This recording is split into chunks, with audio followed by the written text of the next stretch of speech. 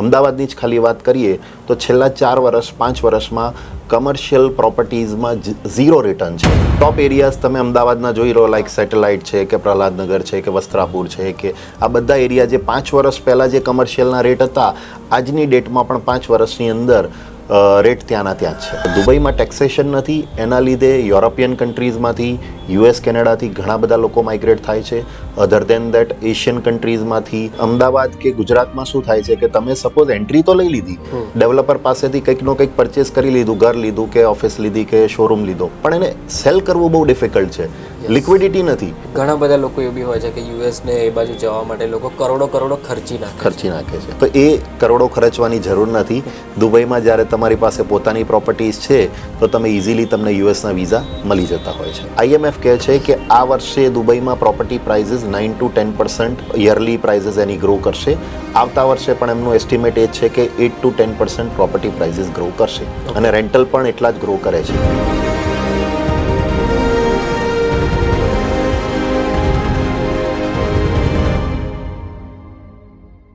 So hello, નમસ્તે, સત શ્રી અકાલ, કેમ છો અને welcome back to my channel. ફરીથી સ્વાગત છે મોસ્ટ યુનિક વિડીયોમાં. અમારી સાથે છે પ્રિયંકભાઈ. સૌથી પહેલાં તો થેન્ક યુ કે ઇન્ડિયાના લોકોને, એટલે કે આપણા ખાસ કરીને આપણા ગુજરાતી લોકોને તમે દુબઈ પ્રોપર્ટીમાં એક સારું એવું એક્સપોઝર આપો છો. તો સૌથી પહેલાં તો અમારી ઓડિયન્સને તમારું બેકગ્રાઉન્ડ જણાવજો.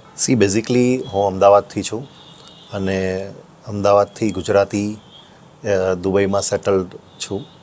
દુબઈના રિયલ એસ્ટેટમાં અમે વર્ષોથી કામ કરીએ છીએ અને આજની ડેટમાં અમારી પાસે સારું એવું ગ્લોબલ એક્સપોઝર છે. વર્લ્ડ વાઇડ અમે જેટલા પણ લોકો જે દુબઈ રિયલ એસ્ટેટમાં ઇન્વેસ્ટમેન્ટ કરે છે એ લોકોને ગાઈડન્સ આપીએ છીએ અને એમાં આપણા ગુજરાતી ભાઈઓ છે એ લોકોનું ઘણું સારું એવું ઇન્વેસ્ટમેન્ટ દુબઈમાં આવતું હોય છે અને એ લોકોને કમ્પ્લીટ ગાઈડન્સ આપવું ફ્રોમ ઇન્વેસ્ટમેન્ટથી લઈ અને બધી જેટલી પણ પ્રોસેસ હોય છે, પ્રોપર્ટી પરચેસ કરવાથી લઈ અને એને રેન્ટલ પર આપવા, પ્રોપર્ટી મેનેજમેન્ટ, પ્રોપર્ટી સેલ, આ બધી જ કમ્પ્લીટ સર્વિસ અમે આપતા હોઈએ છીએ. ઘણા બધા લોકોને એવો બી ડાઉટ હોય છે કે દુબઈમાં પ્રોપર્ટી આપણે કેમ લઈએ, અને હા, તમે તમારા નામની, તમારા પોતાના નામની દુબઈમાં પ્રોપર્ટી લઈ શકો છો. એના પણ ઘણા બધા ફાયદા છે. જ્યારે તમે દુબઈમાં પ્રોપર્ટી પરચેસ કરો છો ત્યારે તમને રેસિડેન્ટ વિઝા મળે છે. એમાં પણ જ્યારે 2 મિલિયનથી ઉપરની પ્રોપર્ટી હોય છે, ભલે એ પેમેન્ટ પ્લાન સાથે હોય તો પણ તમને એની અંદર ગોલ્ડન વિઝા માટે એલિજિબલ થાઓ છો. ગોલ્ડન વિઝા મળે છે જે 10 વર્ષ માટે વેલિડ છે. આ જે ગોલ્ડન રેસિડેન્સી યા ગોલ્ડન વિઝા એ દુબઈમાં રેસિડેન્સીનું સૌથી હાઈએસ્ટ લેવલ છે અને એની અંદર તમે 10 વર્ષના વિઝા તમારી અને તમારી ફેમિલીને મળી જાય છે. પછી તમે બીજા લોકોને સ્પોન્સર કરી શકો છો. જેમ કે ઘણી બધી એશિયન કન્ટ્રીઝ છે, યુરોપિયન કન્ટ્રીઝ છે, જ્યાં તમે વિઝા ફ્રી ટ્રાવેલ કરી શકો છો. એટલે ઘણા લોકોને નથી ખબર કે UAE રેસિડેન્ટ હોવાથી તમે કેટલી બધી કન્ટ્રીમાં visa free or visa on arrival travel કરી શકો છો. પ્લસ તમારી જ્યારે ઇન્કમ દુબઈની અંદર આવે છે અને તમારી પાસે બેંક અકાઉન્ટ છે, તમારી ઇન્કમ જ્યારે UAEની અંદર છે, ત્યારે તમે US છે, કેનેડા છે, યુરોપના વિઝા તમે દુબઈથી મૂકી શકો છો અને ત્યાં તમારા બ્રાઇટ ચાન્સીસ હોય છે. ઘણા લોકોને US વિઝા નથી મળતા હોતા, ઘણા લોકોને યુરોપના વિઝા નથી મળતા હોતા, રિજેક્ટ થતા હોય છે. એવા લોકો દુબઈથી પણ વિઝા મૂકી શકે છે. ઘણા બધા લોકો એ બી હોય છે કે US ને એ બાજુ જવા માટે લોકો કરોડો ખર્ચી નાખે છે. તો એ કરોડો ખર્ચવાની જરૂર નથી.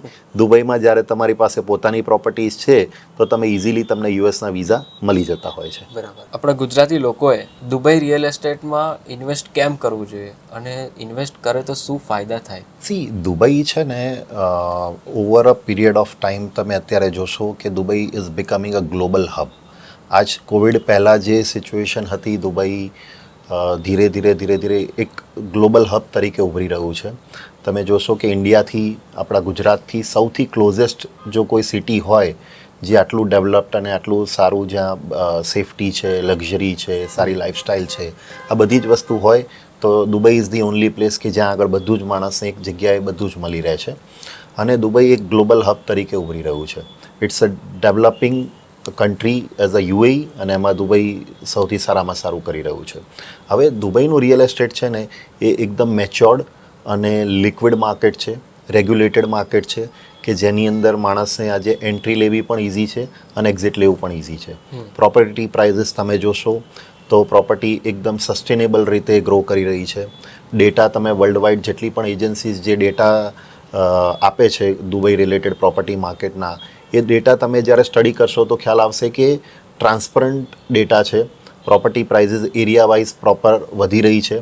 લાસ્ટ યર 2023માં જ્યારે વર્લ્ડના ટોપ સિટીઝમાં રિયલ એસ્ટેટ જ્યારે ડાઉન હતું ત્યારે દુબઈએ મિનિમમ 10%નો ગ્રોથ બતાવ્યો છે.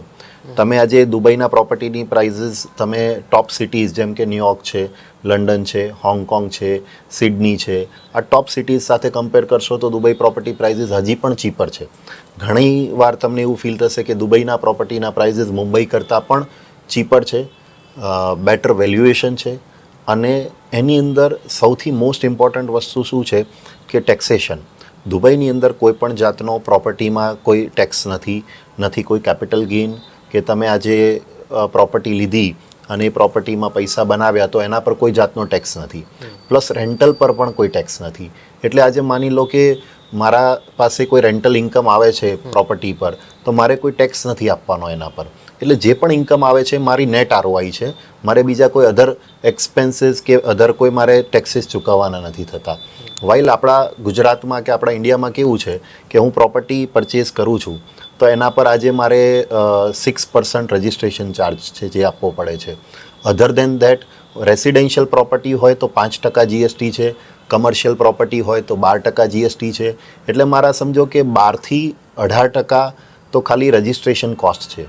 પ્લસ એની અંદર જે પણ પ્રોપર્ટી હું પરચેસ કરું છું એના પર ઓબ્વિયસલી ટેક્સ પેડ પૈસા છે.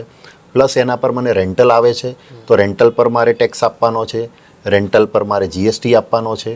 અને કેપિટલ ગેઇન થાય છે, મતલબ કે હું પ્રોફિટ બનાવું છું પ્રોપર્ટી વેચતી વખતે તો મારે એના પર પણ ટેક્સ આપવાનો છે. હવે આ જ વસ્તુની કમ્પેર તમે જ્યારે દુબઈ સાથે કરશો તો દુબઈ રિયલ એસ્ટેટમાં તમારે કોઈ પણ જાતનો ટેક્સ આપવાનો થતો નથી કે ત્યાં નથી કોઈ GST કે નથી કોઈ તમારે કેપિટલ ગેઇન ટેક્સ કે નથી રેન્ટલ પર ટેક્સ. એટલે તમારું જે નેટ ROI છે એ મિનિમમ 7%થી લઈ અને 10% સુધીનું મિનિમમ ROI ખાલી તમારી ઇન્વેસ્ટમેન્ટ પર આવતું હોય છે. અને અધર દેન દેટ તમારું કેપિટલ એપ્રિશિએશન પણ એક મોટો પાર્ટ છે કે ત્યાં every year property prices at least 8થી 10%ના રેટથી ગ્રો કરે છે. એટલે તમારી કેપિટલ એપ્રિશિએટ થાય છે, રેન્ટલ રિટર્ન પણ આવે છે અને પ્લસ કરન્સી એપ્રિશિએશન.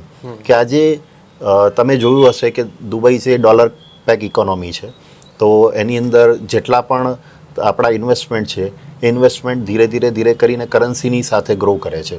વાઇલ અહીંયા આગળ તમારા એ કેપિટલ એપ્રિશિએશન જેવું નથી રહેતું. બરાબર છે. એટલે INRની પ્રાઇસ તો ચલો એની સામે દિરામની પ્રાઇસ જે છે તે વધતી જાય છે. એટલે એક રીતે જોવા જઈએ તો એનું એપ્રિશિએશન પણ તમને મળે છે.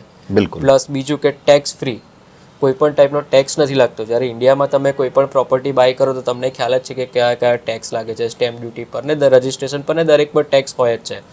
પ્લસ બીજું કે તમે ઇન્ડિયામાં પ્રોપર્ટી લો તો એની પર તમે જે રેન્ટલ મળે છે તમને એની પર પણ અમુક % ટેક્સ હોય છે કે આટલું ટેક્સ તમારે પે. જ્યારે દુબઈમાં કોઈ પણ ટાઈપનું એવું ટેક્સ નથી.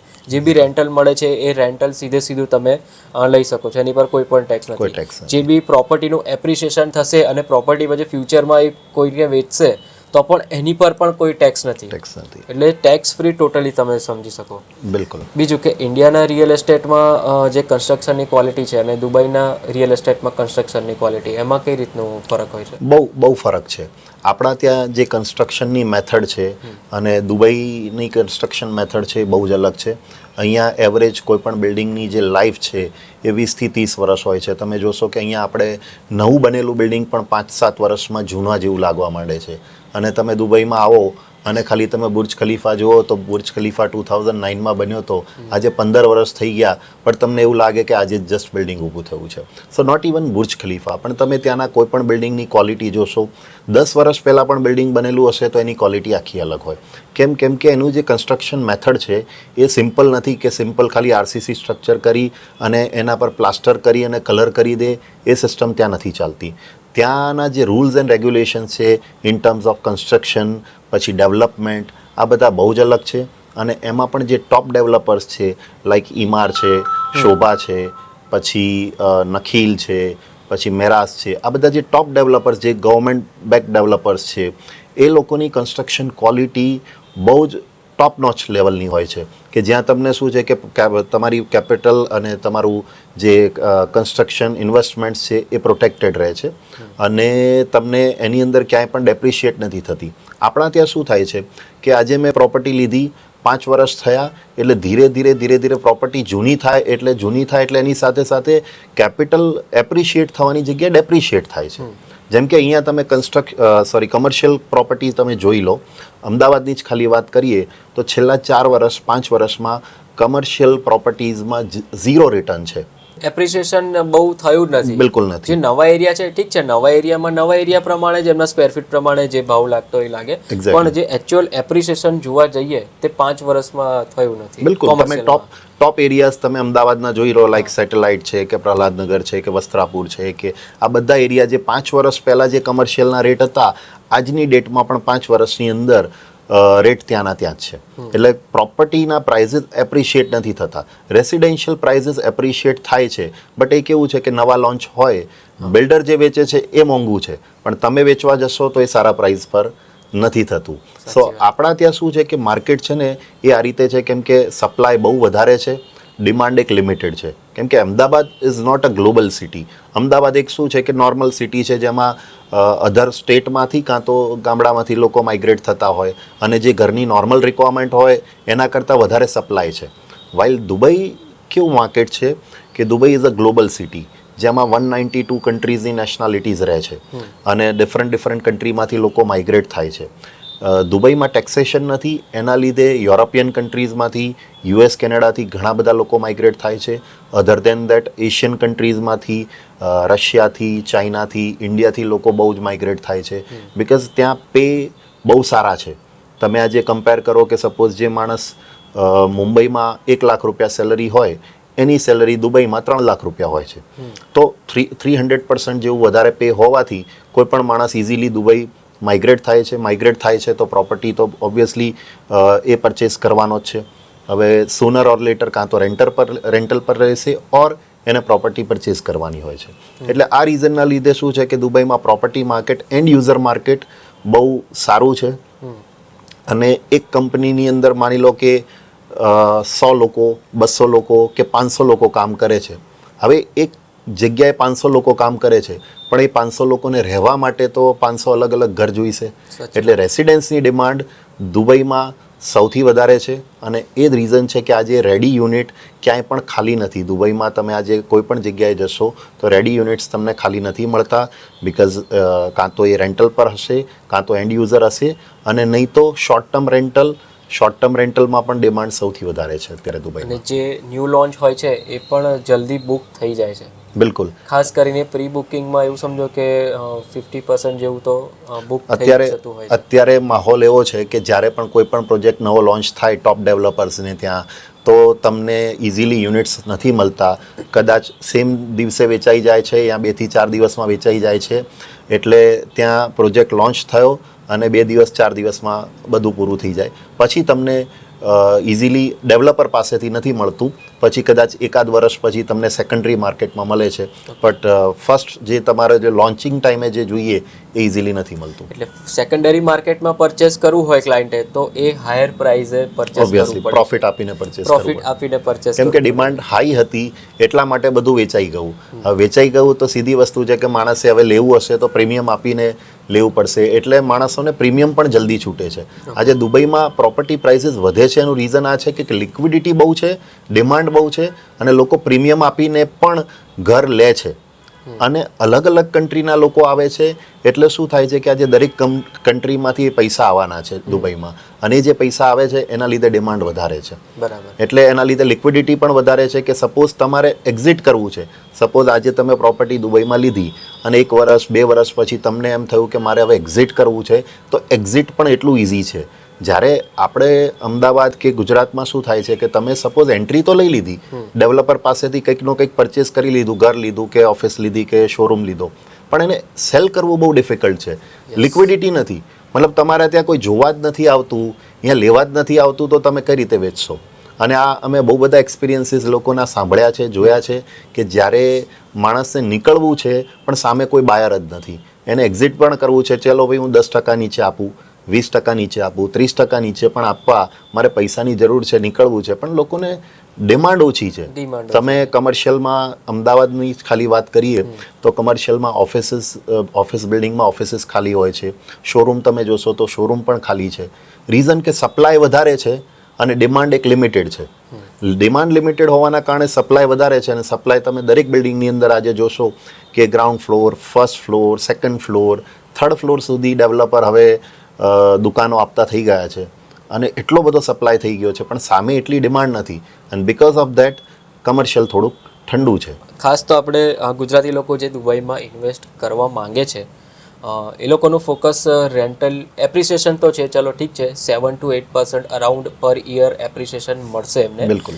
પણ ઇન્ડિયાના માર્કેટમાં જે રેન્ટલ yield અત્યારે ચાલે છે, ખાસ કરીને મેટ્રો સિટીની વાત કરીએ આપણે, દિલ્હી છે, બેંગ્લોર છે, એ બાજુ, તો 4 થી 5% જેવું અરાઉન્ડ રેન્ટલ yield એ ગ્રોસ આરઓઆઈ ગ્રોસ છે. આરઓઆઈ. હા, અને એમાંથી પણ જ્યારે તમે ટેક્સેશન માઇનસ કરશો, હજી તો તમે આમાં ટેક્સ કેલ્ક્યુલેટ નથી કરતા. ઓકે. આજે મારી પાસે પણ કમર્શિયલ પ્રોપર્ટીઝ છે, મેં પણ રેન્ટ પર આપેલી છે, પણ એ પ્રોપર્ટી અમદાવાદની અંદર મને નેટ 3.5% આરઓઆઈ આપે છે, ટેક્સ કેમ કે ટેક્સ પણ લાગે છે. ઓકે. હા, કેમ કે સીધી વસ્તુ છે કે તમને એના પર જે ટેક્સ તમારી લાયબિલિટી છે એ પણ તમે ક્લિયર કરો. તો આજે તમે જોશો કે તમારું રેન્ટલ રિટર્ન યા આરઓઆઈ ઇન્ફ્લેશન કરતાં, આજે ઇન્ફ્લેશન આપણો 5% છે, 5%ની આસપાસ, તો ઇન્ફ્લેશન કરતાં પણ આપણું આરઓઆઈ ઓછું છે. બરાબર. જ્યારે દુબઈની અંદર શું છે કે નેટ આરઓઆઈ તમારું મિનિમમ 7% તો આવે જ છે, 7 થી 8%, 9%, 10% સુધી પણ આવે છે, પ્લસ એવરી યર તમને 5% થી 7% ઇન્ક્રીમેન્ટ થાય છે રેન્ટલમાં, અને 10% તમારી પ્રોપર્ટી પ્રાઇઝીસ પણ વધે છે. ઓકે. એટલે તમે ઓવરઓલ કોમ્બિનેશન જોશો ને તો તમારું નેટ આરઓઆઈ 10%થી પણ વધારે આવે છે. બરાબર છે. એટલે ઇન્ડિયાના ઇન્ફ્લેશન કરતાં પણ વધારે બિલકુલ કહી શકીએ આપણે. બિલકુલ. એટલે ઓફકોર્સ તમને પ્રોફિટ તો મળવાનો જ છે. અને બાકી કોઈકે દુબઈમાં પ્રોપર્ટી લીધી, પરચેસ કરી, હા. તો એ લોકોનું એવું બી હોય, હેડેક હોય કે યાર કોને આપીશું આપણે, કોને રેન્ટ પર આપીશું, તો એનું સોલ્યુશન તમારી પાસે? હા, અમે કમ્પ્લીટ વન સ્ટોપ સોલ્યુશન આપીએ છીએ, ફ્રોમ પ્રોપર્ટી પરચેસથી લઈ અને એને રેન્ટલ પર ચડાવવા, પછી એનો રેન્ટલ રિન્યુઅલ, જે પણ એનું પ્રોપર્ટી મેનેજમેન્ટ છે એ બધું જ અમે વન સ્ટોપ સોલ્યુશન આપીએ છીએ. એટલે સપોઝ તમારે એના માટે ક્યારે પણ દુબઈ વિઝિટ નથી પણ કરતા તો પણ ચાલે. We manage everything and we provide all the reports to our clients. તમને દરેક વસ્તુ તમને અમારા ત્યાંથી અમારી ટીમ છે આખી જે મેનેજ કરે છે, અને તમને બધી જ ઇન્ફોર્મેશન તમે જ્યાં પણ બેઠા છો ત્યાં આગળ તમને મળી રહે છે. તમારા રેન્ટલ જે છે ચેક્સ છે તમારા એ અકાઉન્ટમાં જમા કરાવી દે છે અમારી ટીમ. રેન્ટલ રિન્યુઅલનો છે કોન્ટ્રાક્ટ, તો એ બધું ઓનલાઈન જ હોય છે. મોસ્ટલી દુબઈમાં છે ને બધી જ વસ્તુ ડિજિટલ છે, એટલે તમારે એવું નથી કે વારે વારે સપોઝ મેં પ્રોપર્ટી પરચેસ કરી તો મારે વારે વારે દુબઈ આવવાનું છે. ના, તમારે પ્રોપર્ટી પરચેઝ માટે પણ નથી આવવાનું, પ્રોપર્ટી રજિસ્ટર માટે પણ નથી આવવાનું, ઇવન પ્રોપર્ટી તમારે સેલ કરવી છે તો પણ તમારે દુબઈમાં આવવાની જરૂર નથી. એ તમે ઘર બેઠા ઓનલાઈન પણ કરી શકો છો, કેમ કે આ બધું ડિજિટલ છે. ત્યાં તમે ડિજિટલી તમે પ્રોપર્ટી તમે સેલ કરી શકો છો, રેન્ટલ પર પણ આપી શકો છો. બેંક અકાઉન્ટ તમારું ઓનલાઈન હોય છે, ઓનલાઈન એક્સેસ હોય છે ત્યાંની બેંકના અકાઉન્ટ, તો તમને એ બધા ચેક તમારા અકાઉન્ટમાં જમા થઈ જાય, અને પછી તમારે પૈસાનો જે પણ યુઝ કરવો હોય, રીઇન્વેસ્ટ કરવા હોય કે જે પણ કરવું હોય તમે એને કરી શકો છો. ઓકે. એના માટે ટોટલી બેકએન્ડમાં તમારી ટીમ બિલકુલ છે. અમે ગ્રાઉન્ડ વર્ક બધું જ અમે કરીએ છીએ, બધો સપોર્ટ છે. ક્યાંય પણ જવાનું છે, બેંકમાં જવાનું છે, ચેક ડિપોઝિટ કરવા જવાનું છે, કે ટેનન્ટને કોઈ તકલીફ છે તો એને સોલ્વ કરવાની છે, એ બધું જ અમારી ટીમ કરે છે. ટેનન્ટ શોધવાથી રેન્ટલ રજિસ્ટ્રેશનથી માંડી અને બધી જ પ્રોસેસ અમે કરીએ છીએ. બરાબર છે. આપણા કોઈ ક્લાયન્ટ છે, એમણે દુબઈમાં પ્રોપર્ટી લીધી, તો આપણા કોઈક વિઝામાં કંઈક એમને? બિલકુલ, વિઝા અસિસ્ટન્સ પણ અમે પ્રોવાઈડ કરીએ છીએ. Okay. સપોઝ કોઈએ 2 મિલિયન કે એનાથી વધારે પ્રોપર્ટી લીધી તો એ ગોલ્ડન વિઝા માટે એલિજિબલ છે, તો ગોલ્ડન વિઝાનું જે પણ પ્રોસેસ છે એના માટે કમ્પ્લીટલી અમે હેલ્પ કરીએ છીએ. અને વિઝાના ખાલી વિઝા અને મેડિકલ માટે તમારે એકવાર આવવાનું થાય છે. ઓકે, વન ટાઈમ આવવાનું રહેશે વિઝા અને મેડિકલ માટે. અને ઇન જનરલ ટિકિટ સાઇઝ આપણે જોવા જઈએ તો કેટલી હોય છે જનરલી? starting? હા, સ્ટાર્ટિંગ ટિકિટ સાઇઝ તમે એમ સમજો કે 1 થી 1.5 કરોડ રૂપિયા ઇન્ડિયન રૂપીઝમાં આપણે કહી શકાય, જે તમારે એક સાથે નથી આપવાના હોતા. એ તમને પેમેન્ટ પ્લાન મળતો હોય છે. દુબઈમાં બધાને ખબર હશે કે મોસ્ટલી બધી પ્રોપર્ટીઝ છે ને એ ડેવલપર પેમેન્ટ પ્લાન આપતા હોય છે. ઓકે. અને પેમેન્ટ પ્લાન સાથેની પ્રોપર્ટી જ્યારે તમે બાય કરો છો એટલે તમને 3 વર્ષ 4 વર્ષનો પેમેન્ટ પ્લાન મળતો હોય છે. એટલે તમારી ટિકિટ સાઇઝ સપોઝ 1 કરોડ રૂપિયા છે કે 2 કરોડ છે કે 4 કરોડ રૂપિયા છે, તો એ તમારે 4 વર્ષ 5 વર્ષનો જે પેમેન્ટ પ્લાન હોય એની અંદર આપવાના હોય છે, એક સાથે નથી આપવાના હોતા. સ્ટાર્ટિંગમાં તમારે 10% જ આપવાના હોય છે અને પછી બાકીના ઇન્સ્ટોલમેન્ટમાં હોય છે. ઓકે. ઘણી પ્રોપર્ટી ઘણા ડેવલપર એટલો ઘણો સારો પેમેન્ટ પ્લાન આપતા હોય છે કે ડ્યુરિંગ કન્સ્ટ્રક્શન તમારે ખાલી 40% કે ક્યારેક 50% કે ક્યારેક 60% સુધી અમાઉન્ટ આપવાની હોય અને બાકીની અમાઉન્ટ તમારે બધી હેન્ડઓવર પર યા તમને જ્યારે અપાર્ટમેન્ટ મળે ત્યારે આપવાની હોય. બરાબર. અમુક developers post handover payment plan પણ આપતા હોય છે કે જેમાં તમારે અપાર્ટમેન્ટ મળી ગયો, તમે રેન્ટલ પર આપી દો અને રેન્ટલમાંથી પણ તમે બાકીનું પેમેન્ટ કરી શકો. એટલે Okay. પોસ્ટ હેન્ડઓવર તમને 1 વર્ષ 2 વર્ષનો પણ પેમેન્ટ પ્લાન મળે છે દુબઈમાં. કે કોઈ એક પ્રોજેક્ટ લોન્ચ થયો છે, જસ્ટ લોન્ચ થયો છે, કન્સ્ટ્રક્શન સ્ટાર્ટ નથી થયું, બિલકુલ.